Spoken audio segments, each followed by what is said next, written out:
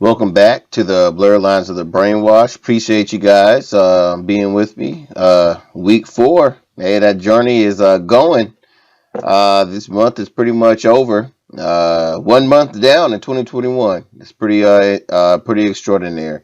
Um, but I was talking to my mentor a couple days ago, and pretty much we were talking about authenticity. I thought that was pretty deep actually.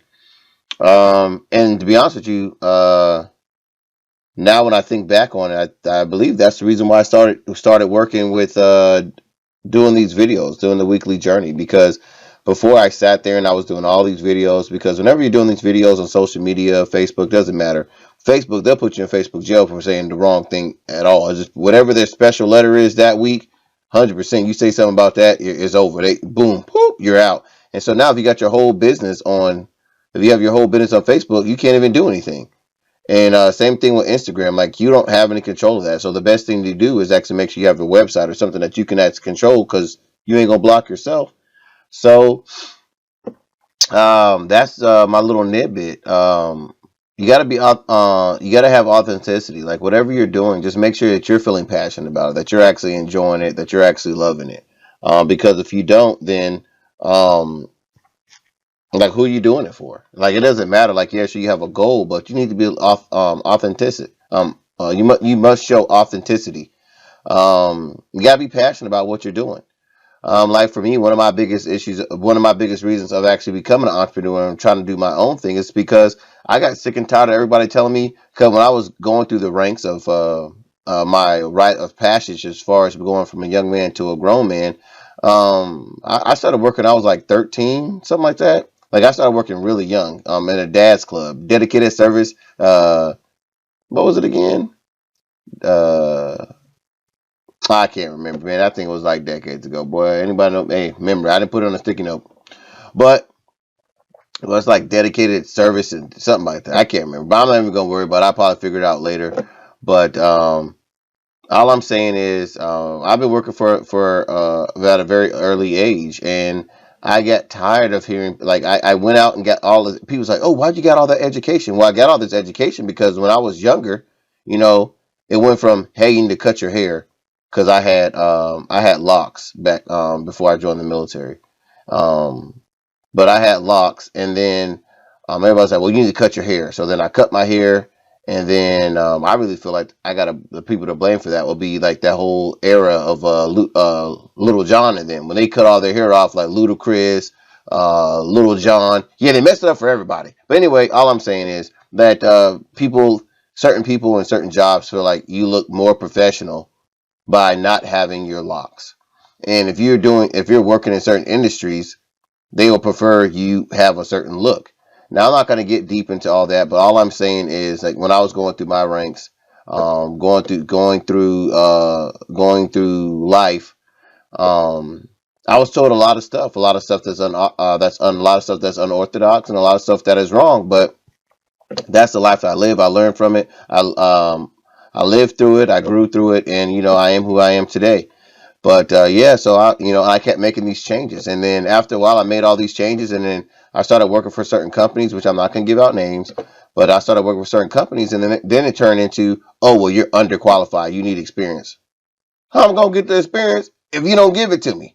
So then I was like, okay, what to do, what to do, what to do. So then I started going to school. So I started going to school, I started working, and so now here I am with a master's degree in clinical psychology, a master's degree in healthcare administration, and I got less than 2 years left before I get my PhD in industrial organization. Now everybody's like, why do you have so much education?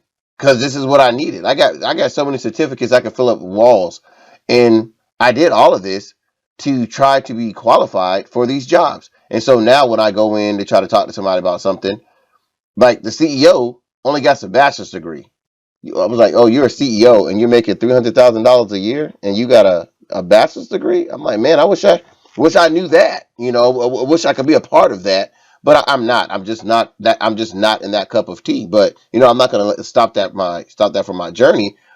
But what I am saying is, that's the reason why I love doing these videos. It's kind of like therapy, allow me to get this stuff off my chest. And it's like I'm gonna keep going. Like it doesn't matter. Cool, great.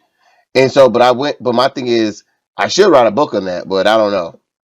But pretty much I went from underqualified to now I'm overqualified. I don't know where that transition happened, but now nobody wants to give me these six-figure jobs because they're like, oh, well, I want to say give me because technically I earn it because I qualify. Like everything on the paper says you can do this job and can surpass what I can do for this job and even make more money. But now it's like, oh, well, you're overqualified. And the only reason I'm overqualified is because people's like, oh, well, you're doing this or you have this and you're a great you have on paper you look really good, but you're just not a fit for our organization. Okay, I get it.